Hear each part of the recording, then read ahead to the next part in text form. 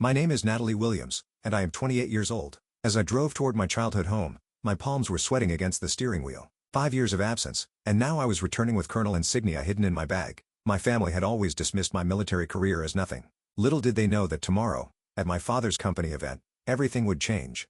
I parked in the driveway, took a deep breath, and stepped out. Before I continue this story, I would love to know where you are watching from. Drop your location in the comments below and hit that like and subscribe button. Trust me, if you have ever been underestimated by family, this story will show you exactly how sweet vindication can taste. The moment I walked through the front door of my childhood home, I was struck by how nothing had changed. The same faded family photos lined the hallway, the same worn furniture occupied the living room, and the same judgment hung in the air. My small-town Montana upbringing was preserved like a time capsule, right down to the outdated curtains my mother Diana had always refused to replace. "Natalie, you made it," my mother called from the kitchen, not bothering to come greet me. Her voice carried the same subtle disappointment it always had when addressing me instead of my brother Gregory. I set my bag down and wandered through the house, trailing my fingers along familiar surfaces. My father Albert had worked at Pinnacle Defense Systems for over 30 years, climbing from engineer to senior executive through dedication and networking. Our family revolved around his career success and the shadow it cast for my brother to follow. "Your brother will be here soon," my mother informed me as I entered the kitchen. "He just got promoted again, you know?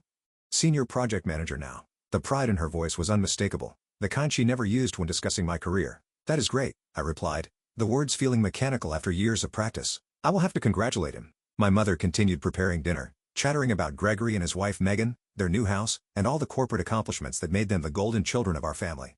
Not once did she ask about my life or career. I excused myself and headed upstairs to my old bedroom. Like everything else, it remained frozen in time. Cheerleading trophies from high school, academic awards, and college acceptance letters still decorated the walls and shelves. My parents had preserved everything from before I made my disappointing choice to join ROTC instead of pursuing a business degree. What they did not display were any acknowledgments of my military career. No photos of my commissioning ceremony. No shadow boxes of achieved ranks. No newspaper clippings about deployments or promotions. In their minds, I had wasted my potential the moment I chose service over corporate success. I sat on my childhood bed, running my hand over the familiar quilt, remembering the night I told them about my ROTC scholarship. My father had stared at me with such disappointment that I almost changed my mind. "The military is for people without options, Natalie," he had said. "You are smarter than that." Even then, they had been grooming Gregory to follow in my father's footsteps at Pinnacle. My brother had eagerly embraced the plan, thriving on the favoritism and using every opportunity to remind me how much more successful he would be. I opened my suitcase and carefully removed the garment bag containing my dress uniform. Tomorrow, Pinnacle Defense Systems would be hosting their annual leadership conference, and my father had mentioned that the CEO, Shannon Murphy, would be visiting their branch. What my family did not know was that I was now the military liaison for the $1,200,000,000 defense contract between the Army and Pinnacle, a position I had earned through years of dedicated service and expertise. My finger traced over the Silver Eagle insignia of my colonel rank achieved faster than almost anyone in my division's history. At 28, I was one of the youngest colonels in the modern Army, specializing in cybersecurity defense systems, the very technology Pinnacle was contracted to develop. I carefully hung up my uniform in the closet, making sure it was hidden behind some old clothes. For tonight, I would endure one more family dinner of dismissal and condescension. Tomorrow would be different. The doorbell rang, announcing Gregory's arrival. I took a deep breath, squared my shoulders like I was heading into battle, and went downstairs to face my family. The dining room felt smaller than I remembered, constricted by the oversized personalities gathered around the table. My brother Gregory had arrived with his wife Megan, both dressed in expensive business casual attire that screamed corporate success. My cousin Tiffany had also been invited, which was no surprise. She worked as a finance director at a prestigious bank and was often held up as another example of what I should have aspired to be. "Natalie, you remember Tiffany?" my mother said, as if we had not grown up together. "She just closed a multi-million-dollar deal for her bank." "Hi, Tiffany," I said, giving her a genuine smile. Unlike my immediate family, Tiffany had always been kind to me, even if she did not understand my choices. "It is good to see you, Nat," she replied, giving me a quick hug. "Been way too long." The initial conversation remained pleasant as we served ourselves from the dishes my mother had prepared. My father Albert sat at the head of the table, occasionally checking his phone for work emails despite my mother's disapproving glances. "So, Dad," Gregory began, predictably steering the conversation toward himself, "I wanted to tell you about the new project I am heading up. Shannon personally selected me to lead the team." My father beamed with pride. "That is my boy. Shannon Murphy does not hand out responsibilities lightly. You must have really impressed her." "Well," Gregory continued, shooting me a glance to make sure I was paying attention, "it is the same project you have been working on for years. Shannon says my fresh perspective might help move things along faster." I bit my tongue, knowing that the project was actually the Army contract I was now overseeing. If only they knew how much authority I actually had over the success or failure of Gregory's new position. My mother Diana immediately jumped in, eager to showcase Gregory's achievement. Tell them about the staff you are managing now, dear. Gregory puffed up. 12 direct reports, including 2 senior engineers who have been with the company for over 20 years. They were not too happy about reporting to someone younger, but they got over it when they saw my results. That is wonderful, my mother cooed, then turned to me with a thin smile. Natalie, how is your job going? Are you still at the same rank? The dismissive way she said job rather than career was not lost on me. Things are going well, I replied simply, not willing to reveal my promotion yet. Still a captain or whatever? My father asked vaguely, not even knowing the correct progression of military ranks. Something like that, I answered, taking a bite of mashed potatoes to avoid elaborating. You know, my mother interjected, Tiffany just bought a beautiful new condo downtown. 3 bedrooms with a gorgeous view of the mountains. Tiffany looked uncomfortable at being used as a comparison point again. It is really not that impressive, she said graciously. Just good timing in the market. Still, my mother continued, it is nice to see young people establishing themselves properly, building equity instead of moving around every few years. The dig at my military lifestyle was clear. I had lived in 4 different states and 2 countries in the last 8 years, something my mother considered unsettled and immature. Speaking of tomorrow, my father said, thankfully changing the subject, the CEO is coming to review our branch. It is a big deal. Shannon Murphy does not visit regional offices often. I have my presentation already, Gregory boasted. Shannon already emailed me personally to say she is looking forward to my innovation proposal. Is there anything special planned for the visit? I asked innocently. My father nodded. Full staff meeting, project reviews, and a special announcement about the military contract. Some colonel is supposed to come as the Pentagon liaison, but I doubt they will send someone that high-ranking. Probably just some major who'll be impressed by our operation. I suppressed a smile. That sounds interesting. Not really, Gregory scoffed. Military types never understand the business side of things. They just follow orders and check boxes. Gregory, Tiffany said with a frown. That is not fair, but, my brother was on a roll now. Come on, we all know the truth. The military is a fallback career. People who cannot cut it in the real competitive world hide behind ranks and regulations. My mother nodded in agreement. We always knew you were so bright, Natalie. That is why it was such a disappointment when you chose that path. What exactly do you think I do in the army? I asked, keeping my voice level. Push papers, follow protocols. My father shrugged. Important work, sure, but not exactly challenging for someone with your potential. You will never be anything there. Gregory laughed. 10 years from now, you'll still be taking orders while I am running my own division. The word stung despite my accomplishments. Years of therapy had helped me recognize that my family's approval should not matter anymore, but old wounds ran deep. I think Natalie made a choice that works for her. Tiffany attempted to defend me. A waste is what it is. My mother sighed dramatically. All that potential. Remember how all your teachers said you could run a company someday? I pushed food around my plate as they continued dissecting my supposed failures and missed opportunities. The conversation moved on to Gregory's upcoming vacation to Hawaii, Megan's promotion at her law firm, and Tiffany's investment portfolio. No one asked about my recent deployment or the specialized training I had completed. As dessert was served, my father mentioned again how important tomorrow's meeting was for his career. 28 years, I have put into Pinnacle. This contract could be what finally gets me to vice president. I nodded sympathetically, knowing that tomorrow would change everything, though not in the way he expected. Later that night, I retreated to my childhood bedroom, listening to the familiar sounds of the house settling. From down the hall, I could hear my parents still praising Gregory's achievements. He really is exceptional, my mother was saying. Shannon would be foolish not to see his potential for senior leadership. I closed my eyes, fingers tracing the colonel insignia I had slipped from my bag. Tomorrow could not come soon enough. Sleep evaded me as I stared at the glow-in-the-dark stars still stuck to my ceiling, relics from a childhood when my potential had been measured differently. Back then, before Gregory started working at Pinnacle, before my decision to join the ROTC, my parents had seen something in me. But that changed the moment I chose a different path than the one they had planned. I remembered sitting at the same dining table during my sophomore year of college, ROTC brochure in hand, explaining how the program would pay for my education and provide a career path I found meaningful. The military?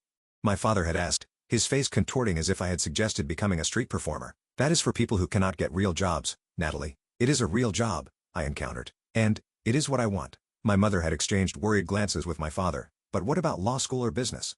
You always said you wanted to work at Pinnacle someday. No, they had always said that. I had merely nodded along, trying to be the daughter they wanted. When I stood my ground, the subtle undermining began. My achievements in ROTOC went unacknowledged.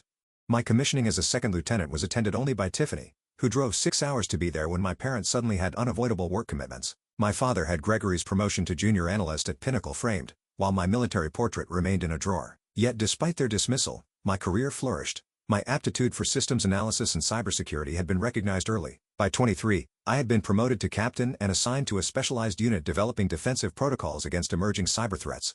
By 26, I had reached major after leading a task force that identified and neutralized a sophisticated attack on military infrastructure, saving countless classified documents and potentially lives. Captain Eleanor Grant had been my first true mentor, seeing potential in me that my family refused to acknowledge. "Williams," she had said after a particularly grueling training exercise, "you think differently than the others. That is going to take you places." Under her guidance, I learned to trust my instincts and leverage my unique perspective.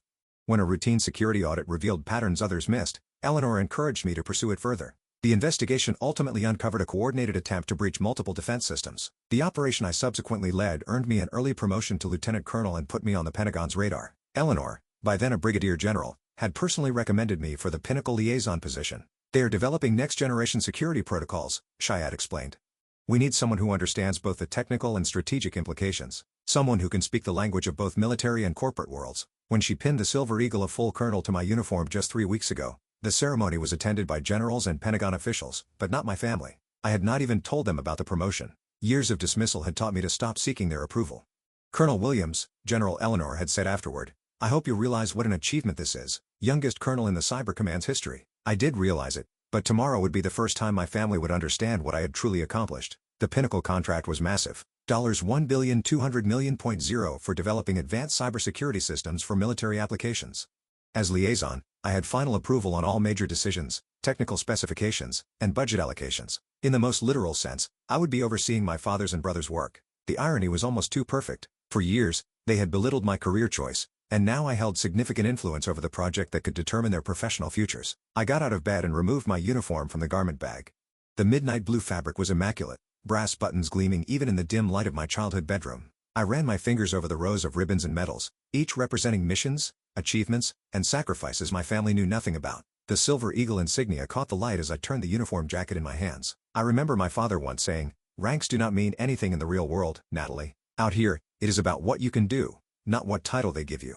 He would learn tomorrow that in my world, this rank was earned through proving exactly what I could do, repeatedly, under pressure, and against overwhelming odds. I meticulously inspected every detail of my uniform, checking for loose threads or spots that needed attention. The ritual calmed me, the familiar routine grounding me against the emotional turbulence of being home. By the time dawn broke, I had moved past the hurt of yesterday's dinner. The uniform hung ready, my hair was precisely pinned according to regulation, and my resolve was firm.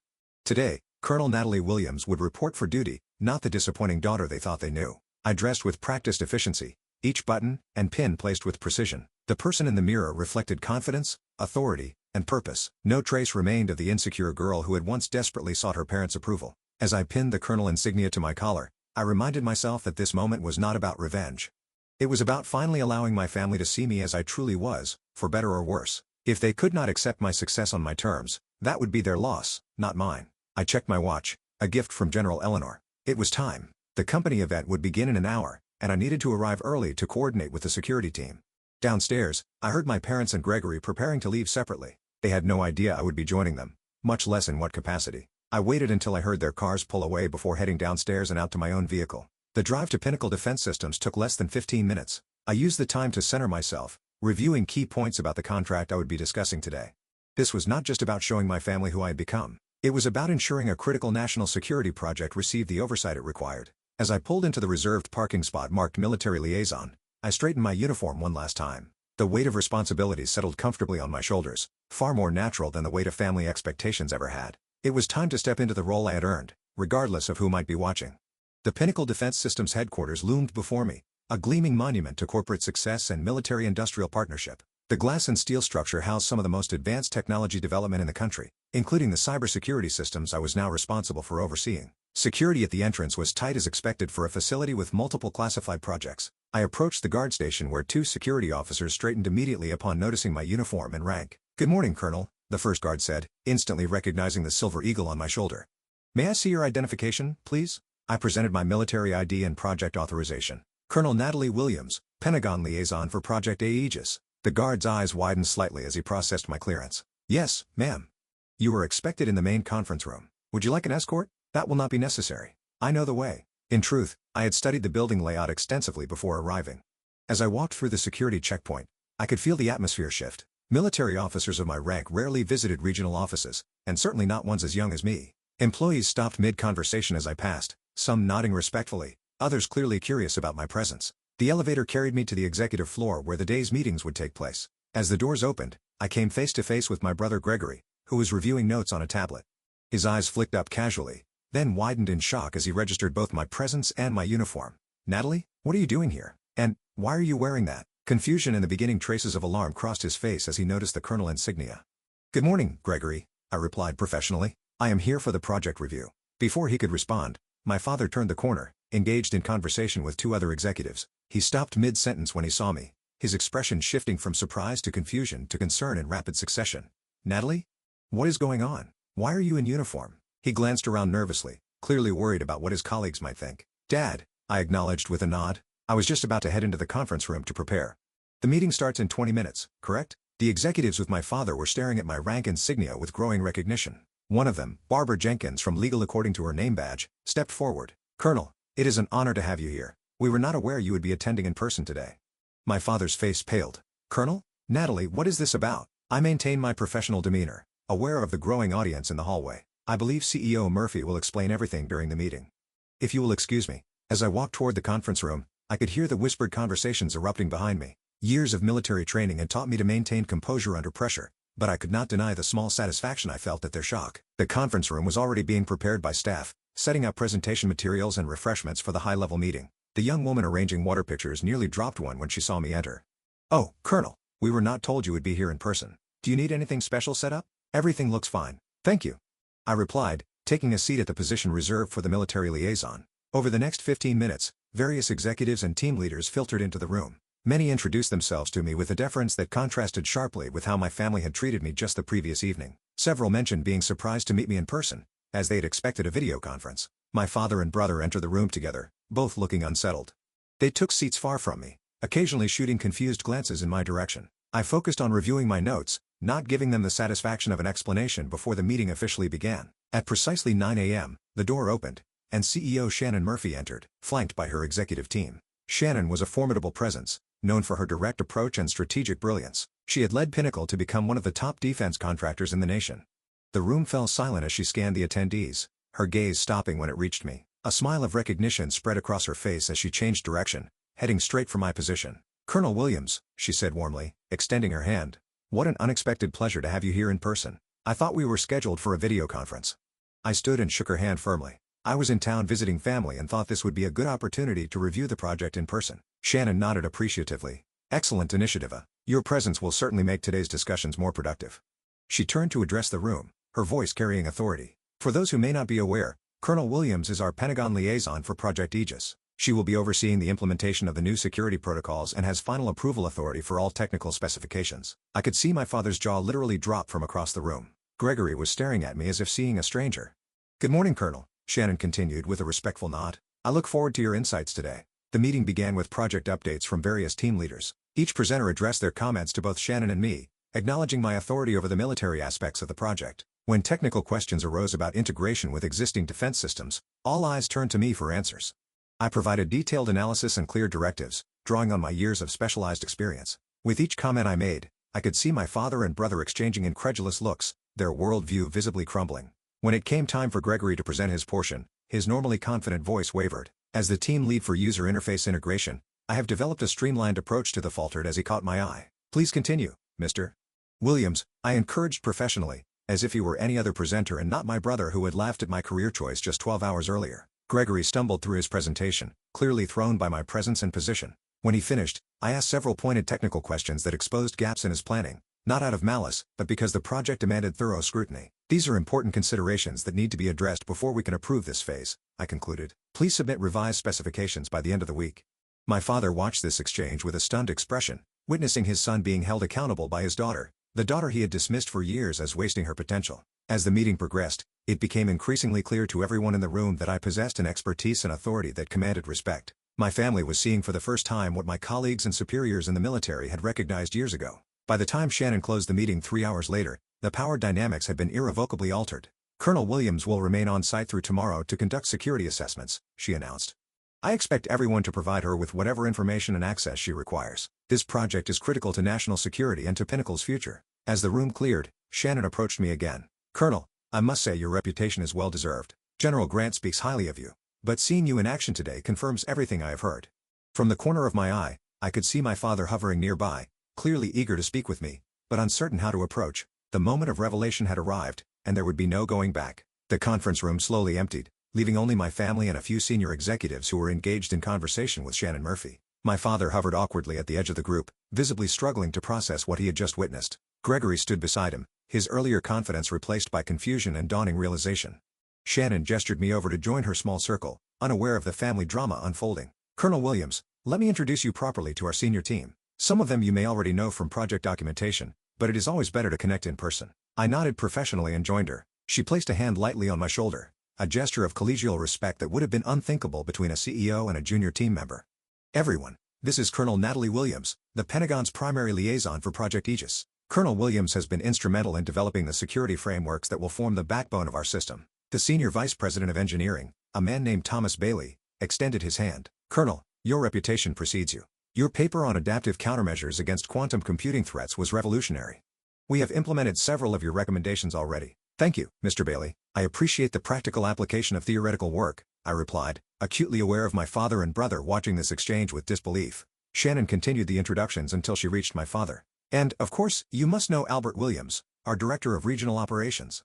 Albert has been with Pinnacle for nearly 3 decades." An awkward silence fell as everyone registered our shared last name. Shannon looked between us, realization dawning on her face. "Williams, are you related?" Before I could answer diplomatically, my father stepped forward. "She is my daughter," he said, his voice a complex mixture of confusion and a new emotion I had never heard from him before. "Was it respect? Your daughter?" Shannon looked genuinely surprised. "Albert, you never mentioned your daughter was Colonel Williams." "The Colonel Williams who has been overseeing our biggest military contract." My father struggled to find words. "I did not. I was not aware of Natalie's current position." Shannon turned to me with a questioning look. I maintained my professional demeanor despite the personal undercurrents. "My family and I have not had much opportunity to discuss my career progression," I explained simply. Gregory, unable to contain himself any longer, stepped forward. "You cannot be serious. You are the colonel everyone has been talking about. The one with final approval on the entire project?" "Yes," I confirmed. "I have been overseeing Project Aegis for the past 6 months since my promotion to full colonel." "6 months," my father repeated, his voice hollow. "You have been a colonel for 6 months and never told us?" Shannon looked increasingly uncomfortable as she realized she had stumbled into family tension. "Well, this is certainly unexpected. Colonel Williams, perhaps you would like to explain your role directly to the team? Since you are here in person, we should take full advantage." I nodded gratefully for the professional redirect. "Of course, Project Aegis represents a $1,200,000,000 investment in next-generation cybersecurity infrastructure. As the military liaison, my role is to ensure that all developments meet Pentagon specifications and security requirements." I moved to the front of the room and activated the presentation screen, displaying the project overview. As I spoke, I could see the expressions on the executives' faces shift from curiosity to genuine respect. My detailed knowledge of both the technical aspects and strategic implications demonstrated exactly why I held my position. "All major design decisions, budget allocations, and implementation strategies require my approval before proceeding," I continued, the words landing heavily in the room. "This includes staffing decisions for key positions." My brother paled at this last point, undoubtedly remembering his boast about leading a new team on the project. Shannon nodded approvingly as I finished my overview. "As you can all see, we are fortunate to have Colonel Williams guiding this project. Her expertise is unmatched, and her authority in this matter is absolute." The executives nodded in agreement, several making notes. My father sat rigid in his chair, his expression unreadable. "In fact," Shannon continued, "Colonel Williams will be conducting performance evaluations of all team leads over the next 2 days to assess our progress and resource allocation." Gregory's face went from pale to ashen. Just last night, he had laughed about my career amounting to nothing, and now I would be evaluating his performance. As the meeting concluded, Shannon pulled me aside. "Colonel, I had no idea Albert was your father. This must be quite a proud moment for your family." I offered a diplomatic smile. "It is certainly a significant moment." "Well, they should be extremely proud. Your work has been exceptional. I have told Albert many times how fortunate we are to have such a strong military partner on this project." My father overheard this exchange as he approached, his expression now a mixture of confusion and what appeared to be dawning regret. "Natalie," he began, struggling with how to address me in this context, "we need to talk." "Of course," I replied professionally. "I have a brief meeting with the security team, then I can meet you in your office at 11:11 a.m. He nodded mutely and used to taking scheduling directions from me.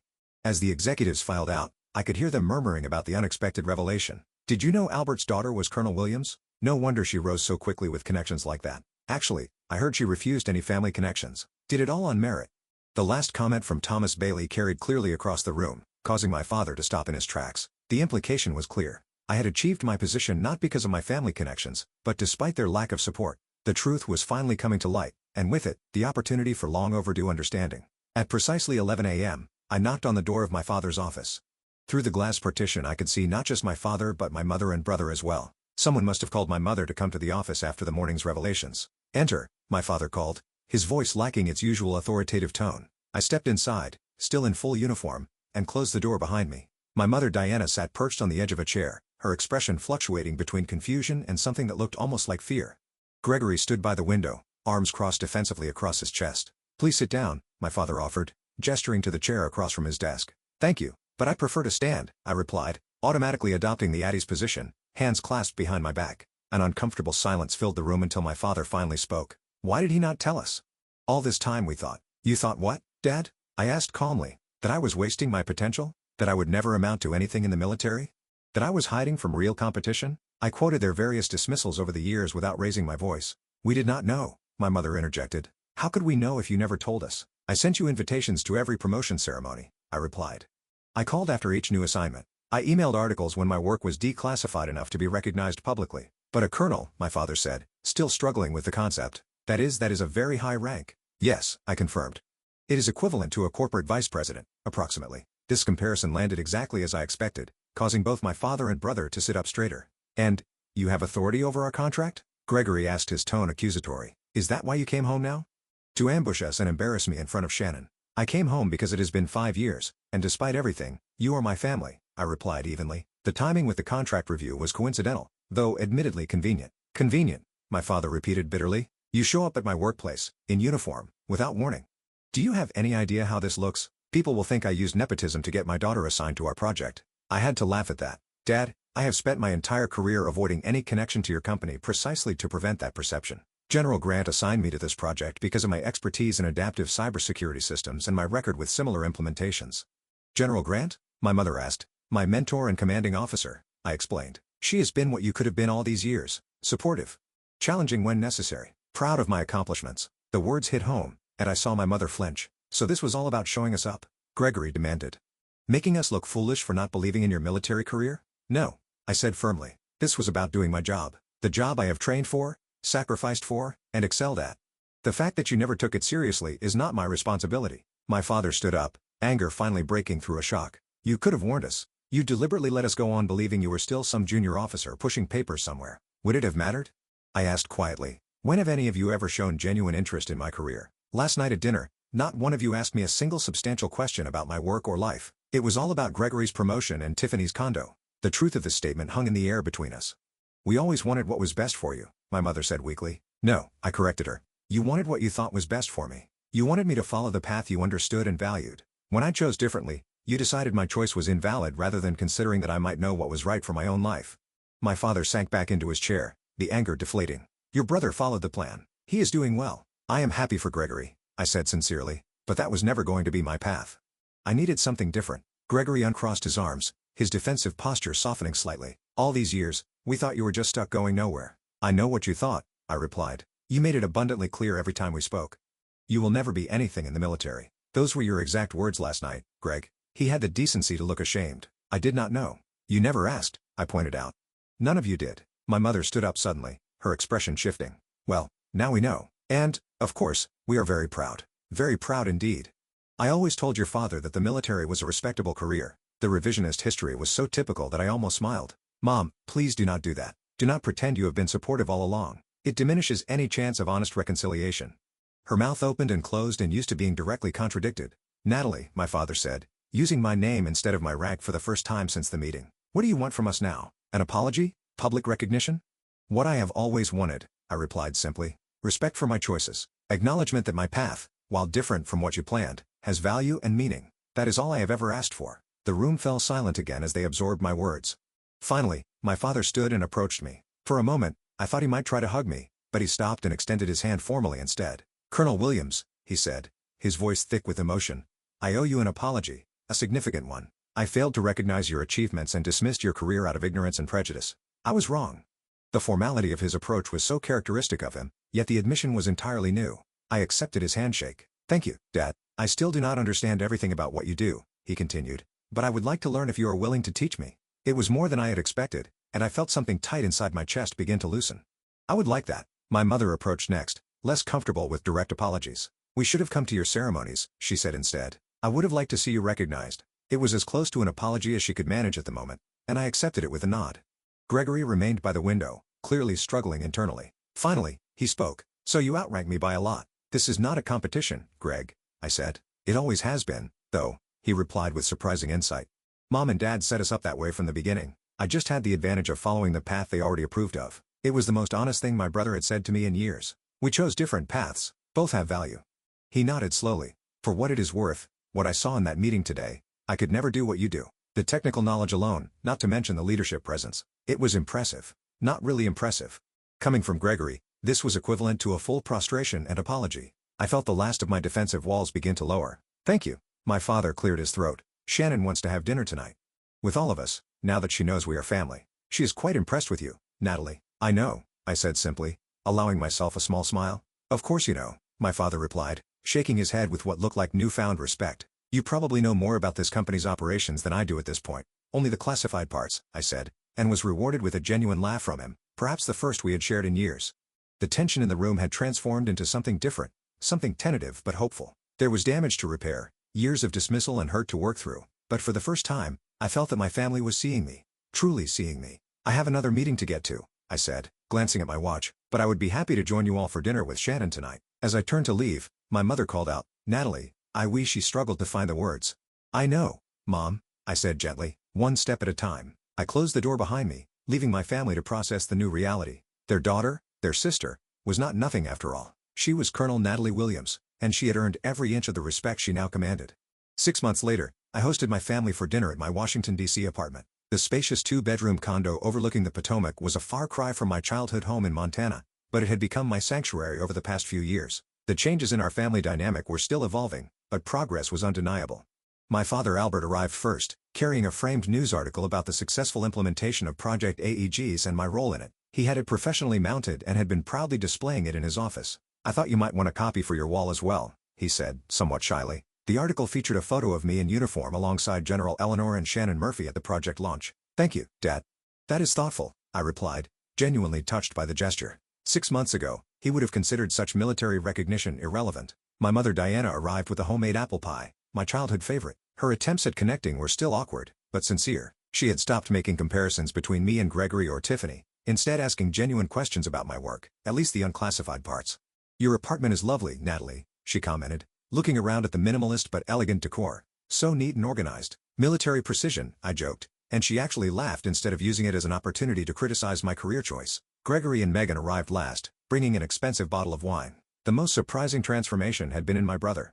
After the initial shock wore off, he had approached me with genuine curiosity about my work and career path. "So," he began as we sat in the living room before dinner, "I implemented those security protocols you suggested last month. The team thought I was a genius for coming up with them." I raised an eyebrow. "Did you give credit where it was due?"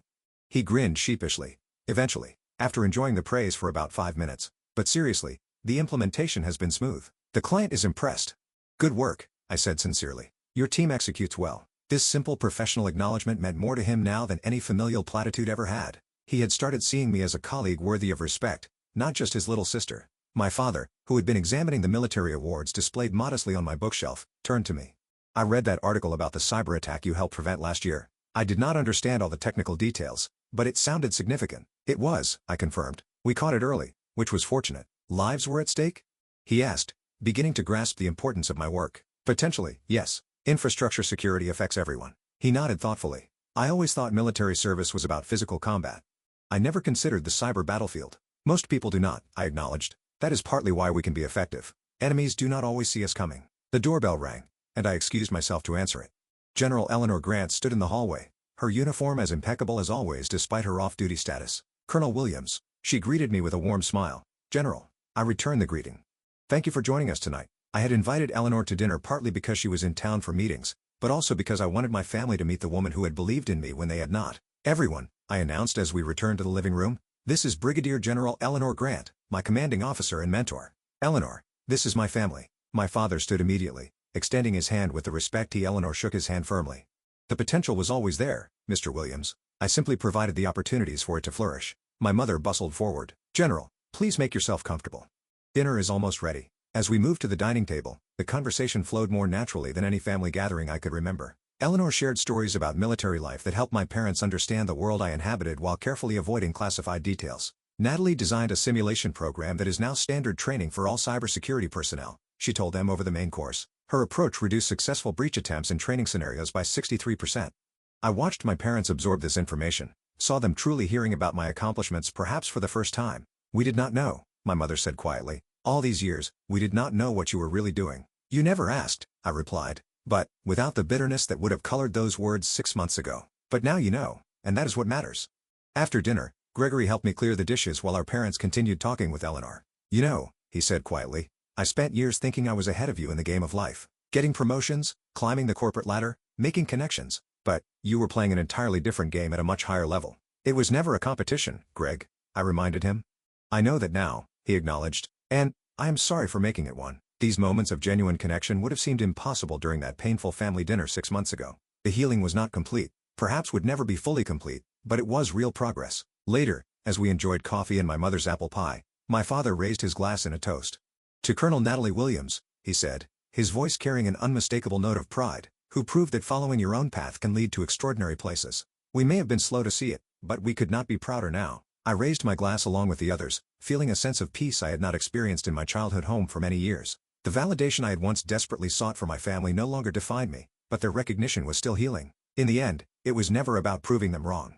It was about becoming who I was meant to be, whether they approved or not. That they had finally come to respect my choices was not the victory. The victory had been in making those choices for myself all along. So, what about you? Have you ever had your achievements dismissed by people who should have supported you? How did you handle it? Share your experiences in the comments below. And if this story resonated with you, please hit that like button and subscribe to hear more stories of resilience and triumph. Remember to share with anyone who needs to be reminded that sometimes the best validation comes from proving yourself on your own terms. Thank you for listening, and remember, your path is valid even when others fail to see its value.